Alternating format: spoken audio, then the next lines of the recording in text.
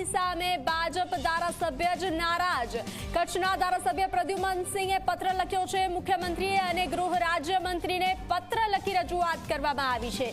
કચ્છમાં માત્ર ગરીબોના ઘર તોડતા હોવાનો પત્રમાં ઉલ્લેખ કરવામાં આવ્યો છે। ભૂમાફિયાઓએ સરકારી જમીન પરથી દબાણ ન હટાવવાના હોવાનો ઉલ્લેખ કર્યો છે। અધિકારીઓની કામગીરી સામે ધારાસભ્યએ જ સવાલ ઉઠાવ્યા છે। ગરીબોએ ઊભા કરેલા દબાણ ન હટાવવા રજૂઆત કરવામાં આવી છે। અધિકારી કરવાના કામ નથી કરતા અને ન કરવાના કરે છે તેવો આ પત્રમાં ઉલ્લેખ છે। ચૂંટાયેલા પ્રતિનિધિની વાત સાંભળવામાં નથી આવતી। તો જે રીતે કચ્છના ધારાસભ્ય પ્રદ્યુમનસિંહે પત્ર લખ્યો છે જેમાં વાતનો ઉલ્લેખ કરવામાં આવ્યો છે। અધિકારીઓની કામગીરી સામે ધારાસભ્યએ જ સવાલ ઉઠાવ્યા છે। વધુ વિગતો સાથે સંવાદદાતા હિતલ જોડાઈ ચૂક્યા છે। હિતલ, ધારાસભ્યએ જ મુખ્યમંત્રીને પત્ર લખ્યો છે અને સવાલ ઉઠાવ્યા છે। જી ચોક્કસ એવું કહી શકાય કે કચ્છ અબડાસાના ધારાસભ્ય પ્રદ્યુમનસિંહ જાડેજાએ મુખ્યમંત્રી અને ગૃહ રાજ્યમંત્રી બંનેને પત્ર લખીને સ્પષ્ટ રીતે કચ્છમાં જે સરકારી જગ્યા ઉપર જે દબાણો છે, કાચા દબાણો ઉભા કરવામાં આવ્યા છે અને એને નોટિસો આપવામાં આવી છે તો એને ન તોડવા જોઈએ એ પ્રકારની માંગણી કરી છે। અને ક્યાંક ને ક્યાંક પોતાનો રોષ ઠાલવતા તેઓએ પત્રમાં સ્પષ્ટ ઉલ્લેખ કર્યો છે કે અધિકારીઓ ન કરવાના કામ કરી રહ્યા છે, કારણ કે જે સરકારી જગ્યા પર દબાણો છે એ કાચા દબાણો છે અને ખૂબ ગરીબ વર્ગના લોકો રહેતા હોય એ પ્રકારની વાત કરી છે। જ્યારે બુટલેગરો હોય કે ગુનાહિત પ્રવૃત્તિમાં જોડાયેલા હોય એમના દબાણો દૂર કરવાની વાત તેઓએ અધિકારીઓ સમક્ષ કરી છે એ પ્રકારનો પણ ઉલ્લેખ આ પત્રમાં કરવામાં આવ્યો છે। એટલે કે જે લોકો ગુનાહિત પ્રવૃત્તિઓ સાથે જોડાયેલા છે તેમના દબાણ દૂર કરવા જોઈએ, એ પણ ગેરકાયદેસર દબાણો છે એ વાતની માંગણી કરવામાં આવી છે। જ્યારે ગરીબ સરકારી જમીન ઉપર જે ગરીબ વર્ગના લોકો રહે છે એના દબાણ ન દૂર કરવાની પણ માંગણી અબડાસાના ધારાસભ્ય દ્વારા કરવામાં આવી છે। જી, જે રીતે પત્રમાં ઉલ્લેખ કરવામાં આવ્યો છે કે અધિકારી ના કરવાના કામ કરે છે, કરવાના કામ નથી કરતા, તો એ જે સવાલ ઉઠાવવામાં આવ્યા છે તેને લઈને શું છે વધુ વિગતો? જી ચોક્કસ, અધિકારીના નામનો જે ઉલ્લેખ છે એટલે કે અધિકારી ખરેખર ગરીબ લોકોને કણગત ન થાય એ પ્રકારના કામ કરવા જોઈએ, એની જગ્યાએ કણગત થાય એવા પ્રકારના કામ કરે છે। અને ક્યાંક ને ક્યાંક જોવા જઈએ તો જે ખરેખર ગુનાહિત પ્રવૃત્તિઓ સાથે જોડાયેલા છે અથવા ક્યાંક ને ક્યાંક જે કામો ન કરવાના હોય એ પ્રકારના કામો અધિકારીઓ કરતા હોવાનો પણ ઉલ્લેખ કરાયો છે। એટલે અધિકારીઓ સામે પણ તેઓએ આંગળી ચીંધવામાં આ પત્રમાં પ્રયાસ કર્યો છે। જી હિતલ, જાણકારી સાથે જોડાવા બદલ આભાર। તો અધિકારીઓની કામગીરી સામે ધારાસભ્યએ જ સવાલ ઉઠાવ્યા છે। કચ્છમાં માત્ર ગરીબોના ઘર તોડતા હોવાનો આ પત્રમાં ઉલ્લેખ કરવામાં આવ્યો છે। ભૂમાફિયાઓને સરકારી જમીન પરથી ન હટાવાતા હોવાનો ઉલ્લેખ કરવામાં આવ્યો છે। તો અધિકારીઓની કામગીરી સામે ધારાસભ્યએ સવાલ ઉઠાવ્યા છે। ગરીબોએ ઊભા કરેલા દબાણ ન હટાવવા આ પત્રમાં રજૂઆત કરવામાં આવી છે। અધિકારી કરવાના કામ નથી કરતા, ન કરવાના કરે છે। પ્રદ્યુમનસિંહ જાડેજાએ આવા સવાલો ઉઠાવ્યા છે। પત્રમાં ચૂંટાયેલા પ્રતિનિધિની વાત સાંભળવામાં નથી આવતી તેવો પણ ઉલ્લેખ કરવામાં આવ્યો છે। તો આ પત્રમાં નારાજગી વ્યક્ત કરવામાં આવી છે। દબાણ હટાવ કાર્યવાહી સામે ભાજપના જ ધારાસભ્ય નારાજ જોવા મળ્યા છે।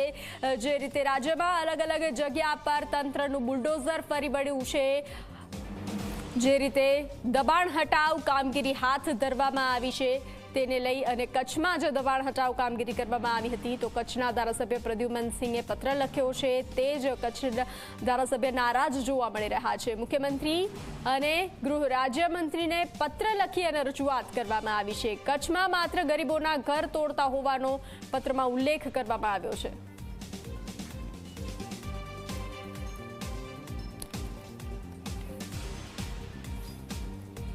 તો કોંગ્રેસ નેતા હેમાંગ રાવલ ઝી 24 કલાક સાથે જોડાઈ ચૂક્યા છે। જી, ઝી 24 કલાકમાં આપનું સ્વાગત છે।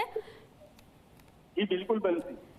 જી, એક તરફ સરકાર તંત્રનું બુલડોઝર ફરી વળ્યું છે, દબાણ હટાવ કામગીરી સરકારે હાથ ધરી છે, તો બીજી તરફ તેના જ ધારાસભ્ય જે છે તે પત્ર લખે છે અને પત્રમાં રજૂઆત કરવામાં આવે છે દબાણ હટાવ કામગીરી મુદ્દે।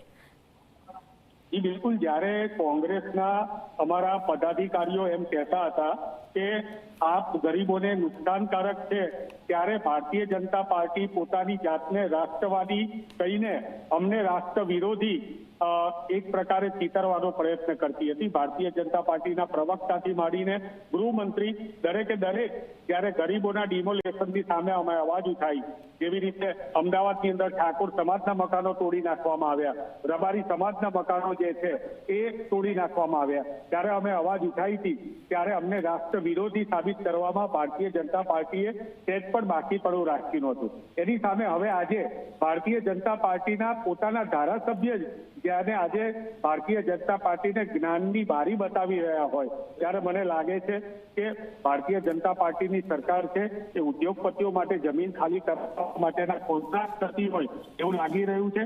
અને આજે ભાજપના જે ધારાસભ્યએ કીધું છે કે સમગ્ર ગુજરાતની જનતાની લાગણી હોય અને ગરીબોને થતા અન્યાયની સામે જે એમણે કીધું હોય તો એ વાત સાથે અમારી વાત સાથે એમણે સહમતિ દર્શાવી છે, એ બદલ અમે એમનો પણ આભાર માનીએ. જી, જે રીતે ભારતીય જનતા પાર્ટીમાં અનેક જગ્યાએ આંતરિક વિખવાદના પણ દ્રશ્યો સામે આવ્યા હતા, તેવા પણ સમાચારો સામે આવ્યા હતા, અને તે દરમિયાન આજે વધુ એક આ લેટર જે મુખ્યમંત્રીને લખવામાં આવ્યો છે, તો આજે દબાણ હટાવ મુદ્દે જે પત્ર લખવામાં આવ્યો છે, તો તે વાસ્તવિકતા દર્શાવે છે કે પછી આમાં આંતરિક વિખવાદના પણ દર્શન થાય છે? શું લાગે છે તમને? સૌપ્રથમ તો ભારતીય જનતા પાર્ટીની અંદર કોઈ પણ વ્યક્તિ ભ્રષ્ટાચારની જામે અથવા તો સાચી વાત રજૂ કરે તો એ રજૂ કર્યા પછી એમને આગળ ટિકિટ મળતી નથી. એટલે હું આજે G24 કલાકના માધ્યમથી તમને અત્યારે ગેરંટી પૂર્વક કહું છું, તમે કહેતા હોય તો 100 રૂપિયાના સ્ટેમ્પ પેપર ઉપર પ્રદ્યુમનસિંહ જાડેજાને હું લખીને આપું કે એમને આવતા વર્ષે જ્યારે ઇલેક્શન આવશે ત્યારે ટિકિટ મળવાની નથી, કારણ કે ભૂતકાળમાં આવા જ પ્રકારનો અવાજ રાજેન્દ્રભાઈ વડોદરાથી ઉપાડ્યો હતો. પ્રદ્યુમનસિંહ જાડેજા જોડાઈ ચૂક્યા છે G24 કલાક સાથે. જી પ્રદ્યુમનસિંહ, આપનું G24 કલાકમાં આપનું સ્વાગત છે. જી, આપે જે રીતે મુખ્યમંત્રી અને ગૃહ રાજ્યમંત્રીને પત્ર લખ્યો છે અને આ પત્રમાં જે ઉલ્લેખ કરવામાં આવ્યો છે, અધિકારીની કામગીરીને લઈને પણ સવાલ ઉઠાવવામાં આવ્યા છે, તો આ પત્ર શું સૂચવે છે? એટલે મેં એ લખ્યું છે સાહેબ, અત્યારે જે દબાણ હટાવવાનું છે ને ચાલુ છે એનામાં અમે સંમત છીએ, પણ સિટીની અને ગામડાની પરિસ્થિતિ અલગ હોય સાહેબ.